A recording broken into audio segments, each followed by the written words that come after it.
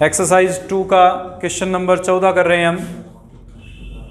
पहले जो सवाल किया था वो एक्सरसाइज सेकंड का ही हमारे पास क्वेश्चन नंबर 15 था, जिसमें बीच में समान अंतराल जरूर दिया हुआ था लेकिन मध्य में दो मान नहीं दिए हुए थे। अगर मध्यवर्ती मान ना दिए गए हों तो उस स्थिति में मान ज्ञात करने के लिए पहले चैप्टर की विधि लगाते हैं।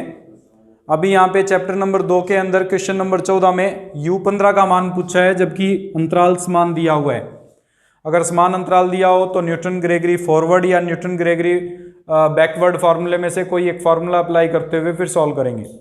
अगर Newton Gregory forward formula apply करते हैं तो a प्लस एच एम बराबर 15 लेके चलेंगे। इसमें a का मान हमारे पास 0 दिया हुआ है, h का मान 10 दिया हुआ है, गुणा m बराबर 15, यानी m का मान 1.5 लेके फिर सॉल्व करेंगे।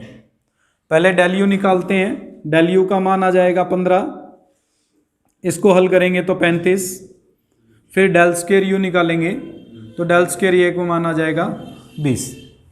न्यूटन ग्रेगरी के अनुसार हमारे पास जो f ऑफ या u ऑफ 15 का मान जो निकालना है वो बराबर आएगा, एक तो u0 plus m into del u0 plus m into m minus 1 बटे 2 फैक्टोरियल डेल स्क्वायर u0। मान रख देंगे इसमें। u0 का मान 0 है, m का मान 1.5, डेल u0 का मान हमने 15 निकाला था, प्लस m गुना यानी 1.5 गुना 0.5 बटे 2 फैक्टोरियल यानी 2, डेल स्क्वायर u0 का मान हमने 20 निकाला है। कैलकुलेशन कर दो, 22.5 प्लस 75 और अगर 10 का गुणा करेंगे तो 7.5 आ जाएगा, इसको जोड़ेंगे तो 30 आ जाएगा, जो कि इसका उत्तर होगा। इसी में एक सेकंड पार्ट और दिया हुआ है कि यदि इसके अतिरिक्त u5 बराबर 35 भी दिया गया हो तो। अब जब u5 का मान दे दिया तो सारणी कुछ इस प्रकार से बन जाएगी। अब 0, 5, 10 और 20।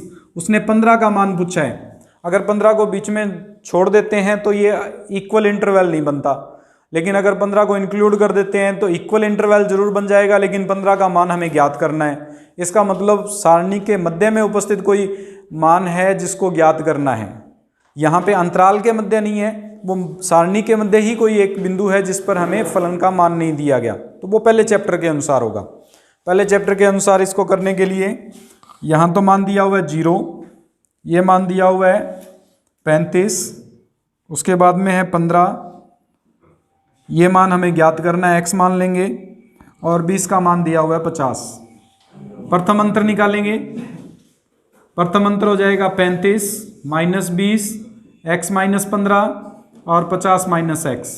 हमें 1, 2, 3, 4 मान दे रखे हैं, तो चौथा अंतर निकालना होगा और चौथे अंतर में जो भी मान आएगा उसके बराबर 0 रख के x का मान ज्ञात करेंगे। चौथा अंतर निकालने के लिए दूसरा अंतर क्या होगा इसमें, अब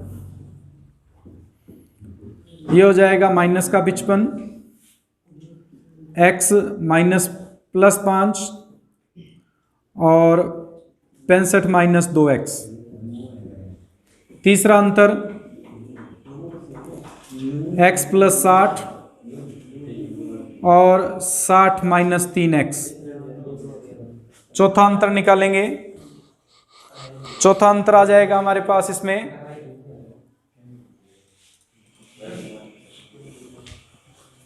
डेल 4,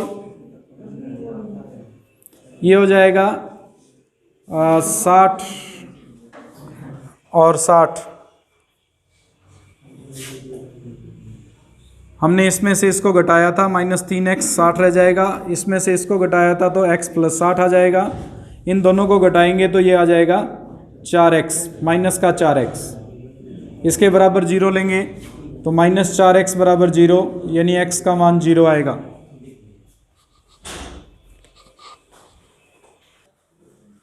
हम जो करेंगे वो असमान अंतराल द्वारा अंतर्वेशन होगा।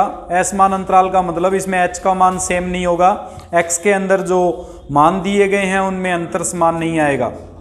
अगर अंतर समान नहीं हो तो डेल का उपयोग ना करते हुए हम विभाजित अंतर डिवाइडेड डिफरेंस का उपयोग करते हैं। वो डिवाइडेड डिफरेंस कैसे निकालेंगे, विभाजित अंतर कैसे ज्ञात करते हैं, वो देख लीजिए। विभाजित अंतर, डिवाइडेड डिफरेंस, इसको हम डेल के बीच में एक लाइन से क्रॉस करते हुए व्यक्त करेंगे, जो ये व्यक्त करेगा कि डिवाइडेड डिफरेंस है ये, और एफ ऑफ जिसका भी मान हम ज्ञात कर रहे हैं, अगर x0 का मान ज्ञात कर रहे हैं तो इसको f ऑफ x0 से, x1 का मान ज्ञात कर रहे हैं तो f ऑफ x1 से। यहां x0 x1 का मतलब होगा, अगर एक कोई भी सारणी बना दी जाए जिसमें x और f ऑफ x व्यक्त किए गए हैं, तो x0 f of x0, x1 f of x1, x2 f of x2, x3 f of x3, इस तरह से ये मान प्राप्त होते हैं। इस सारणी के अंदर जो x0, x1, x2 इनके बीच में जो अंतर है वो समान नहीं रहेगा, असमान होगा, तभी हम डिवाइडेड डिफरेंस का उपयोग करेंगे। अन्यथा हमारे पास जो फॉरवर्ड डिफरेंस था, यानी जो हमारे पास अग्रांतर था, उसी का उपयोग किया जाता है। विभाजित अंतर सिर्फ तभी उपयोग होता है जब अंतर समान नहीं हो। अब यहां पे अगर अंतर समान नहीं है तो इस डिवाइडेड डिफरेंस को निकालने का फॉर्मूला जो रहेगा वो f of x1 minus F of x0, ये तो वही फॉर्मूला है जो हम अग्रांतर में करते थे, लेकिन इसके डिवाइड में हमारे पास x1 माइनस x0 और आ जाएगा। वो उस अंतर को भी व्यक्त करता है, उस अंतर से डिवाइड करेंगे जिसका बीच में हम डिफरेंस निकाल रहे हैं। अगर यहाँ पे प्रथम विभाजित अंतर f ऑफ x1 लिख दिया जाए तो इसका मतलब है f of x2 minus F of x1 बटे x2 माइनस x1। इसको नोटेट करने का एक और मेथड भी है, इसको x0 x1 लिख सकते हैं, ये f ऑफ x1 x2 लिखा जा सकता है। x1 x2 का मतलब क्या होगा यहाँ पे कि प्रथम विभाजित अंतर f ऑफ x1 का ज्ञात कर रहे हैं। इसके अंदर f of x2 minus F of x1 बटे x2 माइनस x1 का उपयोग किया जाएगा, यानी इन दोनों का अंतर निकालेंगे और इसमें इन दोनों के अंतर का भाग दिया जाएगा, तब प्रथम विभाजित अंतर f ऑफ x1 ज्ञात होगा।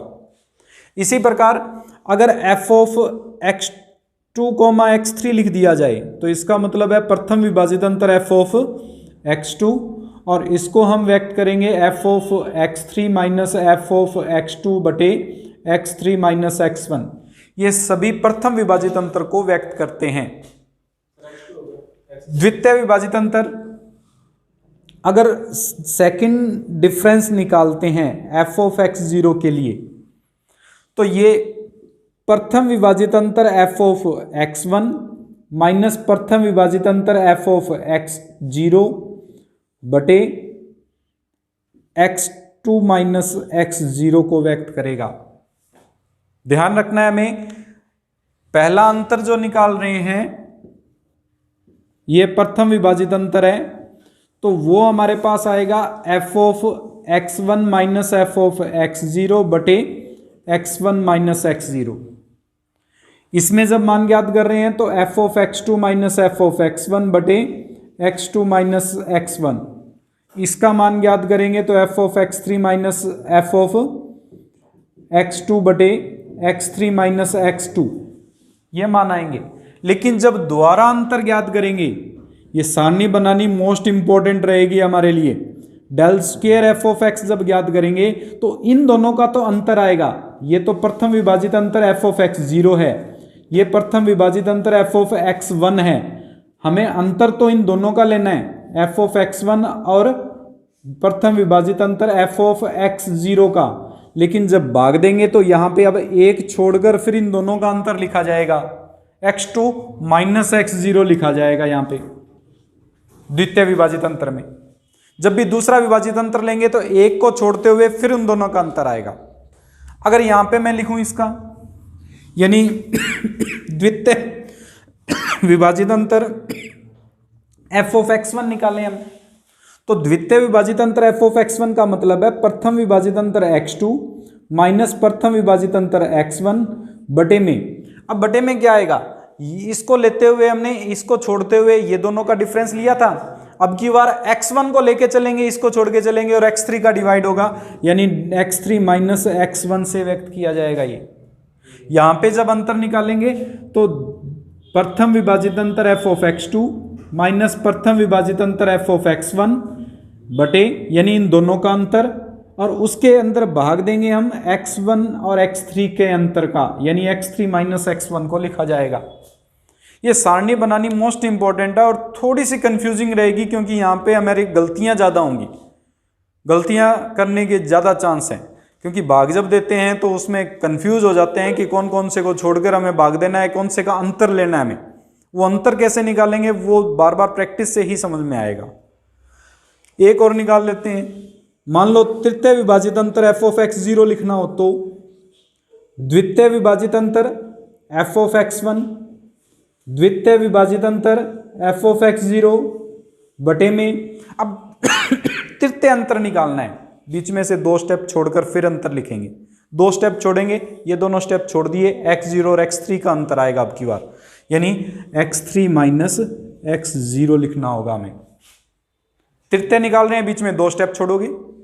अगला निकालना है जैसे मान इसमें f ऑफ x1 का, तो द्वितीय विभाजित अंतर f ऑफ x2 माइनस द्वितीय विभाजित अंतर f ऑफ x1 बटे, अब ये तो इससे तो हमने x3 से डिफरेंस ले लिया, x1 से लेके चलेंगे। अब x1 से 2 स्टेप छोड़ेंगे, 2 स्टेप छोड़ेंगे तो उससे अगला स्टेप आएगा x4 माइनस x1 लिखा जाएगा।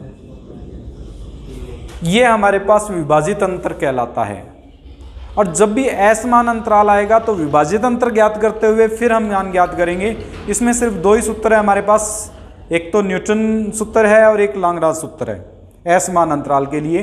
लाग्रांज सूत्र में इस सारणी का उपयोग नहीं है, सिर्फ न्यूटन सूत्र में ही इसका उपयोग करेंगे, लेकिन ये सारणी कैसे बनती है वो इंपॉर्टेंट पार्ट है हमारी। और ये विभाजित अंतर होता क्या है वो भी हमारे पास इंपॉर्टेंट पार्ट रहेगा, ये लिख लीजिए।